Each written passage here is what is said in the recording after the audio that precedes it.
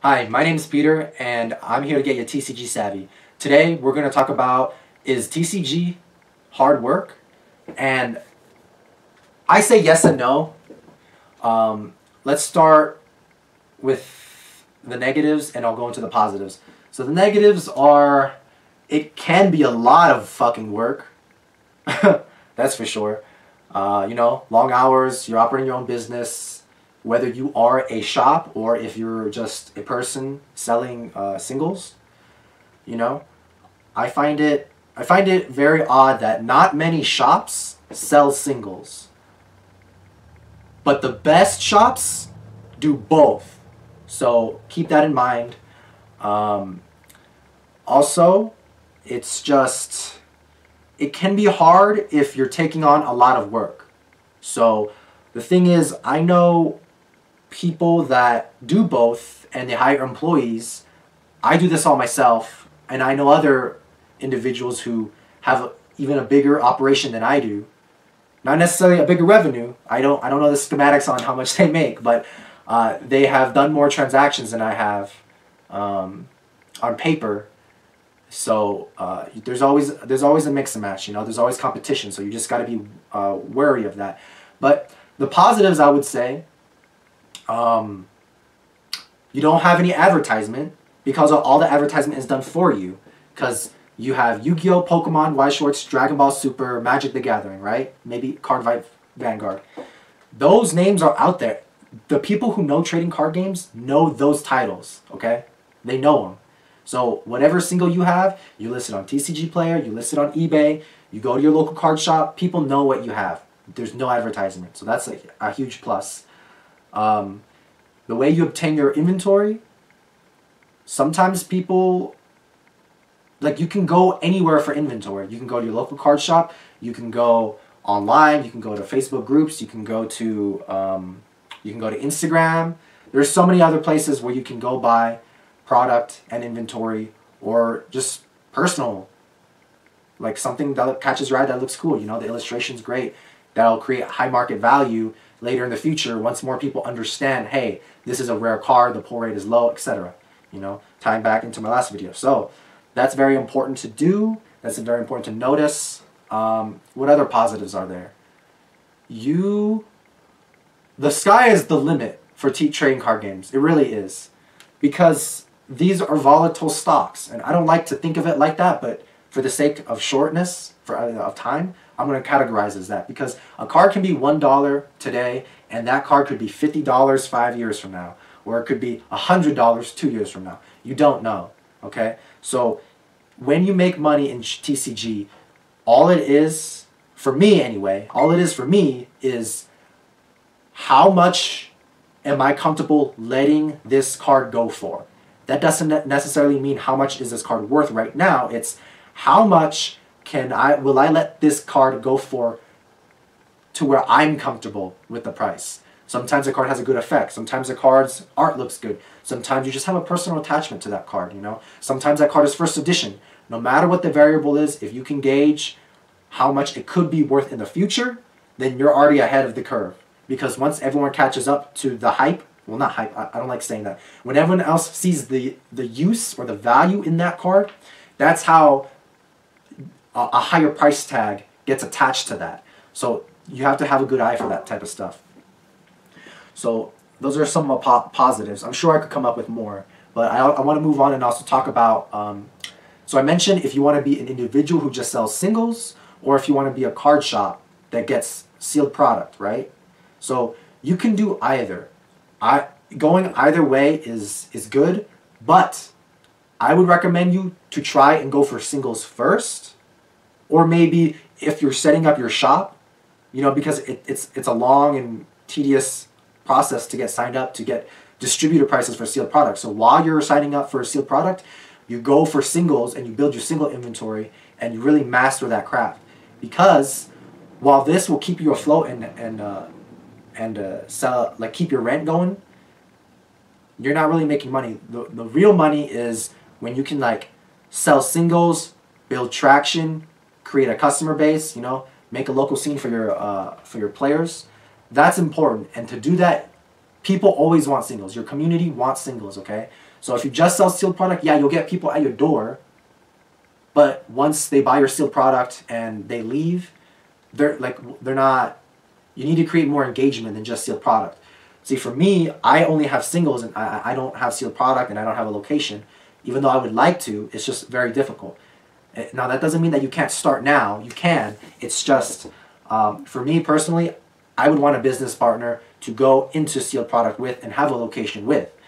I just haven't found anybody that is willing to do that in my years of TCG. So if you find yourself in a position where you can team out with somebody and, you know, get a location and split the profits and split the expenses, that's very, very important. But I find, yeah, the reason why I go singles is because I don't have to pay any rent. I don't have to pay any costs besides shipping and fees. Okay? So for me, it works very well because I'll just get a shitload of singles and I could just move them, and all of it is pure profit. So it's very interesting. I do wish I had a store and I could get distributor prices, but that's where I am. But yes, again, if you have singles and you have sealed product, that will create a big and strong community and a lot of cash revenue and a lot of traffic. Think of sealed product as your advertisement. Like, no matter what, people will come to your shop and get your sealed product. So that it's just very nice having that cushion of extra cash revenue.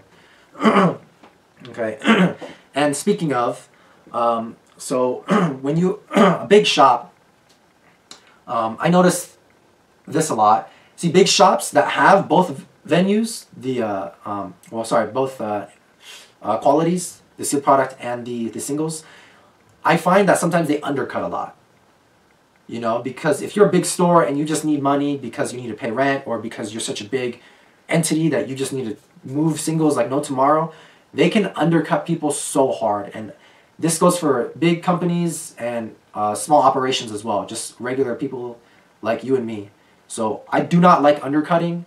You know, you see a card for $3 on TCG Player, and then a big company or somebody will list it for $1.50 and they have 50 copies available. Well, guess what? Now you just made the card $1.50 instead of $3. So I understand if you want to undercut, maybe do a little bit, maybe like 50 cents or $1 or whatever, right? But that small thing adds up. Imagine if someone has a Charizard GX from the Shiny Fates, or sorry, Hidden Fates. Card used to be $600. Now with the scare. Now the raws are $350 maybe, I think, $400. How do you go from that to that? Undercut maybe a cent. Keep it at $649.99,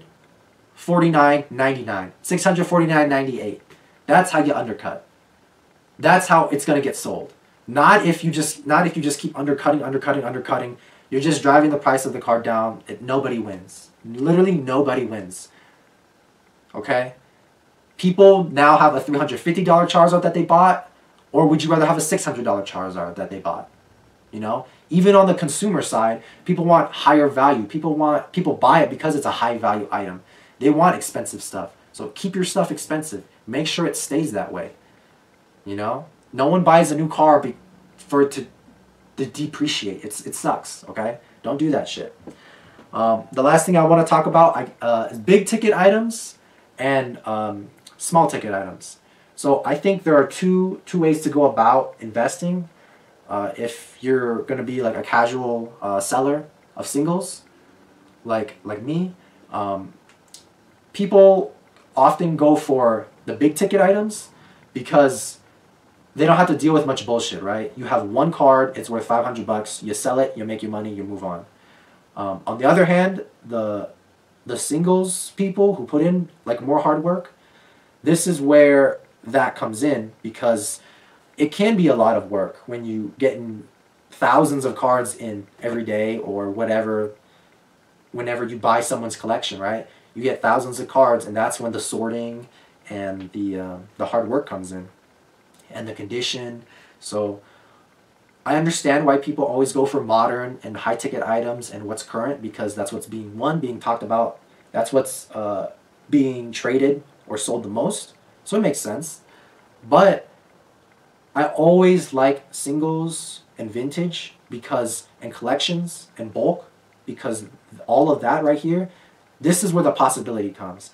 this is where you might find a $50 card in a box that somebody, in a shoebox that somebody just gave to you, or in a collection that you bought, because they don't know what they have, or just they haven't looked at their cards in 10 years and they're moving out and they need space. So you purchase it off them so they can move, and then you're able to, you know, rummage through the contents, and whatever you find is treasure, pretty much.